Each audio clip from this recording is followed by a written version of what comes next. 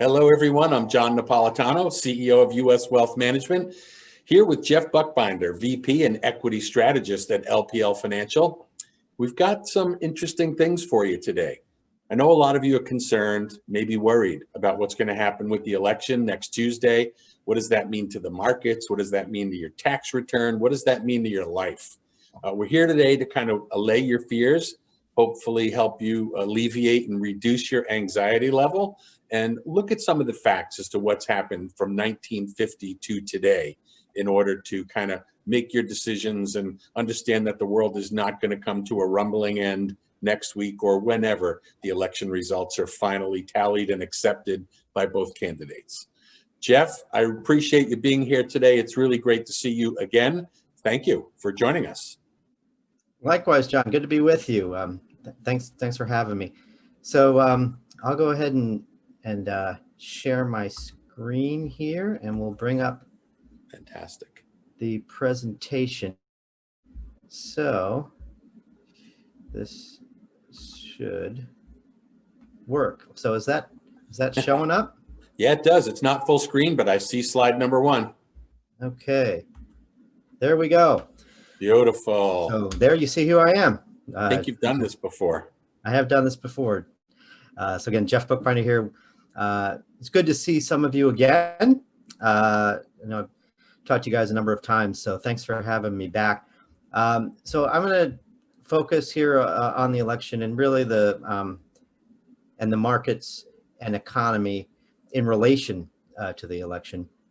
Have a conversation here with John. I think if there's one point I want to make here more than anything else, it's that the economic cycle is, and with that, how corporate profits look are much more important than who's in the White House in terms of driving performance of stocks over time. So really, really important point I'll lead off with. So here you see a chart showing monthly returns in recent decades and then highlighting election years. So October is normally actually a really good month for stocks based on the S&P 500. But look at October, that little green bar pointing down. Whoops, I went too fast. That green bar pointing down shows that during October, as we've seen here this year, stocks do tend to fall. That's normal. Markets are uncertain about the policy environment going forward and tends to show a little bit of volatility. Now, the good news is it's temporary. You can see that on this slide. This is the average performance of the S&P 500 during election years. So you take the path of the stock market every year, every 4 years, average them all together back to 1950, and you get this line. So what's really easy to see here again, Octobers tend to see some volatility, but the good news is after you get clarity on the outcome, sometimes it comes right away, sometimes it doesn't, and it may not come right away this time, but key point is whenever that clarity comes and the markets know what they're dealing with, stocks tend to rise. So we anticipate that happening again this time. We think stocks are going to be higher at the end of the year than they are right now, regardless of the outcome. I think that illustrates clearly that when people are confused, markets are confused, it's not a good sign. And the people sell, people think it's right to go to cash. And then a month or two later, they look back and think, oh my gosh, what did I do? Because that second half of the decision, getting out's easy. When to get back in is tough. And as you can see at the very bottom right of that yellow chart, that would be the time to get in. But that's exactly the time when most people that think timing is the right thing to do are most panicked. Absolutely. We saw this in 2008 when Obama won. Some Republicans sold stocks in response, and then 2016 when Trump won, some Democrats sold stocks in response. In both cases, the wrong choice. Now, we don't know what's going to happen, in the presidential election, of course, at this point, or the senatorial race, which is really tight, it appears, in the swing states. This chart shows you how stocks have historically done under gridlock, which is the split Congress on the right, or under full control. So, at this point, based on the polls, it looks like there might be a slightly better than 50-50 chance that the Democrats take the Senate. Who knows at this point? Some of these races are really close, but certainly there's a possibility that we end up in that middle category here, where you see the S&P 500 up an average of 10.7% if the Democrats are fully in control. Now, the most important point to make here, I think, is that stocks go up under all of these scenarios most of the time, and solid returns on average. So, again, regardless of the outcome, we're not going to recommend folks sell stocks, even if taxes go up. The market is very adaptable and very resilient. Corporate America is as well. So we think. Jeff, I take two things away from this. One is the disparity between a Republican Congress and a Democratic Congress is not that great. So in my opinion, it's not worth losing sleep over that. And the second part is, companies pay executives a lot of money to make next year better than last year. And I don't think that they make their corporate policy decisions based on who's in the White House or who's sitting in Congress. So, those are my two takeaways from this slide. Thank you. Absolutely. And for folks wondering why we might see better performance in a gridlock or divided government scenario, I would say it's largely because you take out the extremes of policy. When you give people the status quo, they know what to expect. It's easier for companies to plan, and you just kind of sail right on through. So there is sure a possibility that if we do get change in Washington, you might see lower returns, might see a little bit of volatility as markets adjust, but that is totally normal, totally temporary. So, taxes are probably the first thing people worry about when they talk about a possible blue wave. And certainly we could see meaningful tax increases. In fact, could be pretty close to the biggest tax increases that we've ever seen. For me as a market watcher, the corporate rate probably most meaningful.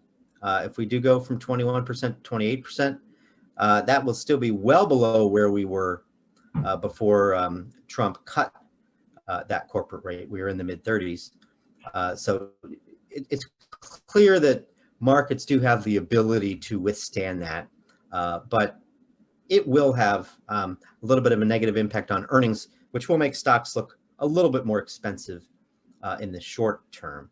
However, I'll throw this over to John, but before you get too worried about tax increases possibly coming, first, Democrats would have to take the Senate.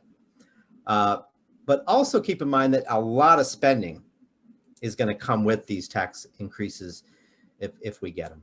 And that's revenue for companies. So John, your thoughts on that?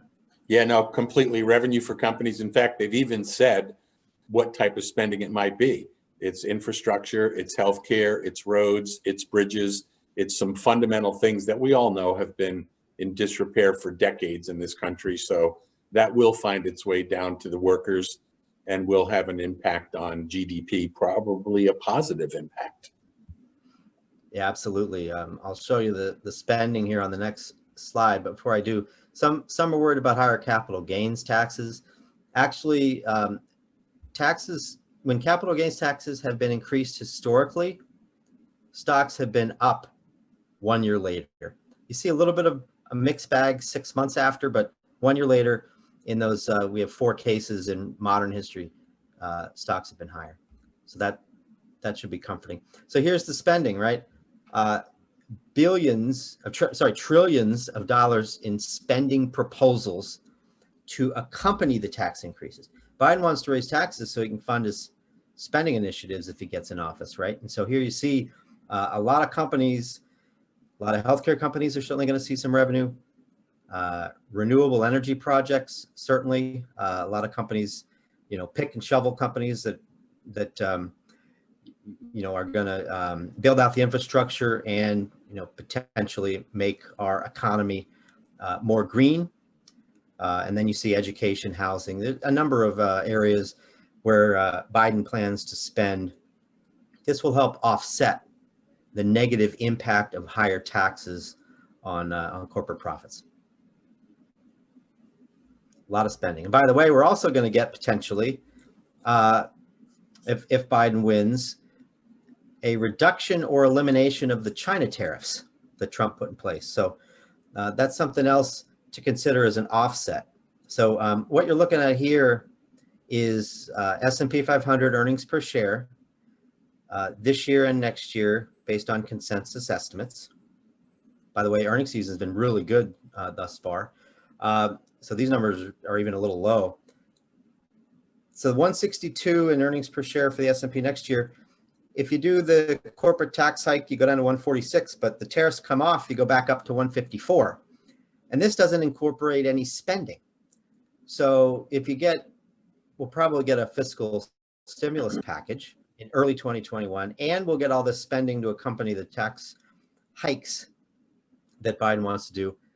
This 154 could be right back up at 160, potentially when you incorporate all those factors. So it's really important to take a holistic view, we think, as investors when thinking about tax hikes. And, you know, yeah, it looks to me, Jeff, you know, your consensus, even without the China tariffs, it's still greater than a 10% increase in earnings per share. That's pretty strong.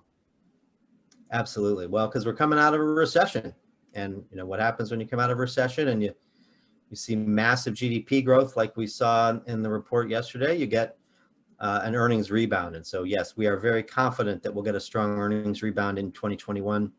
Certainly, it'll be stronger if we can end this pandemic in the first few months of next year.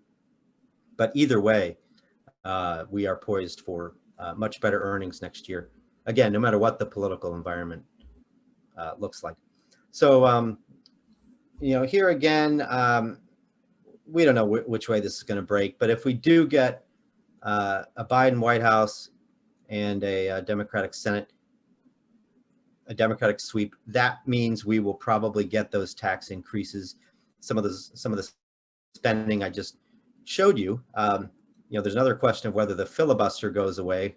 We can leave that for another time. But the most important point to make here on this slide is that look at all these green numbers under full Democratic control. These are Democratic presidents with a Democratic controlled Congress.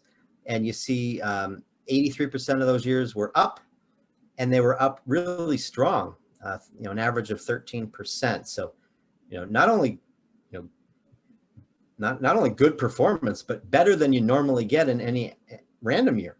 So really good to see. So for folks who are worried about this, about the concentration of control, this is certainly comforting. Well, let's hope history repeats itself here. Absolutely. We're just writing our 2021 outlook now, so I can't give you a forecast, but we expect stocks to be higher next year based on how we see the world today. Fantastic.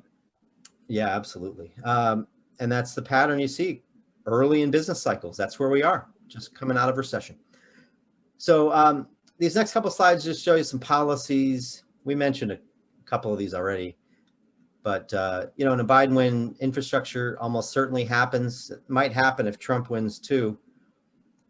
You might get some better performance from industrial companies, commodity companies that are inputs into infrastructure and inputs into, you know, making our economy more green. So those are probably the biggest, most dramatic changes we could potentially see. Trade policy is, you know, as I just alluded to with the China tariffs, that's certainly a big deal. You know, we're not going to make any dramatic changes to our recommendations or model portfolios that we run based on the election. However, you know, it might get us a little closer to, you know, an upgrade to international markets. They could do a little bit better here if the dollar weakens and if the trade environment is, you know, a little less contentious. And some think Biden would be, you know, more willing to work with Europe and China. Still take a tough stance on China, but maybe diffuse the tension a bit. And that could be better for international stocks, which have certainly struggled recently to to keep up with the U.S. Maybe I'll, John, if you want to comment on any of these other policies, otherwise we'll just keep moving Yeah, on. no, let's see what happens on the other side. Let's see what your thoughts are there. Keep moving. So Trump wins. Certainly at a high level, you'll get continuation of the policies that we've seen the past 4 years. So President Trump tends to be more favorable for the energy sector. It's a tough transition, certainly, to renewables for the big oil companies. Defense and aerospace, even though Trump is somewhat of a pacifist, certainly the Republicans are more favorable to defense and aerospace, probably would see more resilient defense spending under Trump, where Biden wants to cut it. Financials, the Republicans are a little bit more friendly in terms of regulations on financial services companies, but certainly we at LPL think we can continue to thrive no matter what the environment looks like. And I think the financial sector can continue to thrive as well. The banking system in particular, so vital, the engine, the grease that keeps our economy rolling. If you get dividend tax hikes, you might see some pressure in dividend stocks, but probably not meaningful. And by the way, some of this is already starting to be priced in. So don't expect some of these relationships to, show up right after Election Day. There are a lot of countervailing forces here, and some of this is priced in. I think those are probably the main ones I would hit under Trump. Maybe the last thing, then John, you can weigh in. Republicans and Democrats both agree that big tech and big social media probably need to be regulated a little bit. That might be different under Biden versus Trump, but that will be a challenge. We still think there's a lot of opportunities in those areas, especially while we're still in a pandemic. But the regulatory environment might get a little bit tougher under Democratic leadership than it has been under Republicans. I think this makes a lot of sense, Jeff. And the one thing I guess I'd like to underscore is there's opportunities on both sides. Neither of us plan to make major changes regardless of who wins. And a highly unlikely event would be a Republican sweep of Congress as well as the White House. So I think for anyone that would be, against that or equally concerned about that, that's probably a fear we can let lay down right now. I don't think you have to worry about that too much at this point, but interesting. I'm happy to see that there's positives under both. Absolutely. Yeah, the House is just going to be really tough for the Republicans to flip, even if Trump wins, by a meaningful margin. So it's possible, but highly unlikely. This is where we kind of get into, well, what's the market and the economy telling us about the election? And here, what this says, and it's what we all know, right? The economy influences voters. And what you've seen here, all the way back to Coolidge, about 100 years ago, if you have a recession in the back half of the president's first term, then that president is not reelected. That's happened all 4 times. If you don't have a recession in the back half of that first term, then the president is reelected, right? So this indicator, it's a very simple indicator, but it's worked for almost 100 years now. So this suggests that, it's an uphill battle for President Trump because we just had a recession. We think it's over, but we just had one. Now, the caveat to this, I would say, is that the momentum, and we just got the GDP report, the momentum is historic. And so this really sharp rebound as the economy has reopened could help President Trump win over some voters, certainly. And historically, there's a strong correlation between income growth. So how much money do people have in their pockets? And how is that changing? And that actually is looking pretty good for President Trump. Now, it's been supported by stimulus, right? Those checks that people got in the mail, the $1,200 or the extended unemployment benefits and all of that. But nonetheless, if you take the national income data, it's actually trending higher still, which suggests, Trump still has a chance to win over voters on the economy. So, this slide says Biden wins, but it's such an unusual year, unusual circumstances, a lot of momentum right now in the economy. So it could be closer than people think. Another signal that suggests, it suggested that President Trump was the favorite, just a couple of weeks ago. Now it's actually starting to lean the other way. This is, what does the stock market do right before the election? So in the 3 months before the election, if stocks are up, incumbents tend to win. So that would favor Trump. If stocks are down 3 months before the election, that tends to favor the challenger. So that would favor Biden. Well, we were up big in early September. Then we gave back those gains, suggesting maybe a closer race. Then we rallied back again. This chart was priced, about 10 days ago or so now. Then we rallied back again a little. Now we're giving back those gains again. So, as we're recording this, this points to Biden slightly, because stocks are just slightly down, but really, really close. And so, you don't want to put too much weight on one indicator and just a couple of days.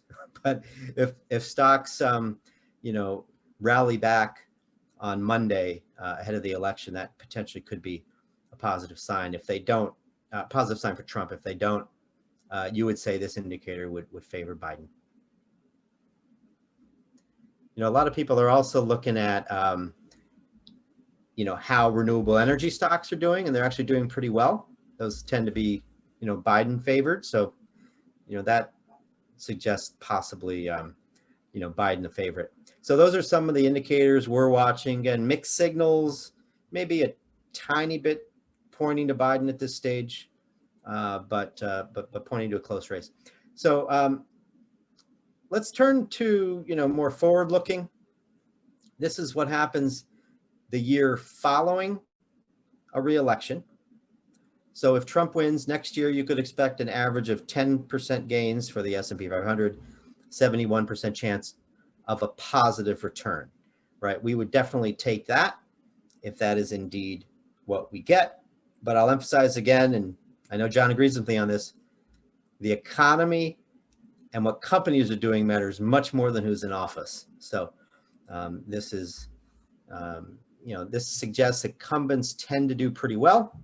But we also, with the stock market the following year, but we also saw Democratic sweep scenarios, stocks tend to do very well.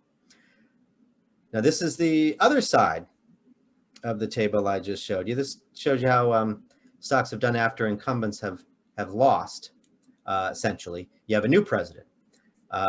Here you only get an average of about a 5% gain, and you're only up about 50% of the time. And why is this? I think, beyond just where the economic cycles were during these periods of time, I would say it reflects the uncertainty about the policy roadmap as companies try to figure out the rules of the road. So still up, again, up in either scenario, historically, much more often than not. Average a gain, stocks are up about 70% of all years. But even in this scenario where you get a new president and the market, might struggle to adapt to that, you still get gains. So I think that's a really important point, John. I agree. And not to mention all the fundamental tailwinds that we have going for us right now. Low interest rates, the Fed printing money and writing checks, the Fed acting really fast to, make what is a recession could have been a lot worse. Corporate earnings, obviously unemployment's an issue today, but I believe that too is a little temporary. So there are a lot of great tailwinds behind this economy that does override who sits in Pennsylvania Ave, for sure. Yes, and markets are forward looking. They're looking beyond the pandemic. They're looking beyond the election. This market will adjust to the new reality really fast. Look what happened in 2016, which we all remember, right? Some were worried about the markets under President Trump. The sell-off related to that happened overnight in futures, and most of us didn't see it at all, right? And then it was off to the races. We think we could see similar thing this time. Stocks, after an adjustment period, move higher.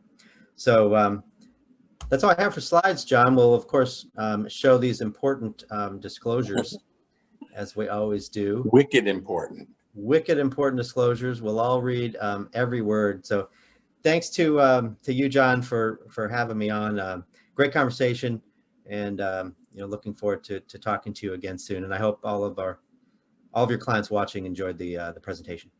Well, thanks, Jeff. I appreciate it, and I'm glad we were able to get through this nice and briefly, so we didn't cause you to take up too much time out of your busy day. The bottom line is clear, though. There's two things that you need to remember. Number one is either outcome does not signal the end of the world, nor radical changes that are needed. The second, I hope you understand now, the value of financial planning and making sure that your income taxes are planned, your estate is planned, your family governance plan is all set, is way more important than A, the returns on the investments, and B, clearly who's in the White House. And that will continue to be our focus for you, making sure that your entire financial plan is in sync with everything. And with a little bit of help, markets will be in sync with your needs and what you need to get to point B. So, Mr. CFA Jeff Buchbinder, VP, Equity Strategist, LPL, thank you so much for sharing your wisdom. I can't get enough of it. And to you that have taken the time to watch this, I thank you. I appreciate you being here. Feel free to send this off to a friend, and we hope that you have a wonderful time next Tuesday watching the results roll in.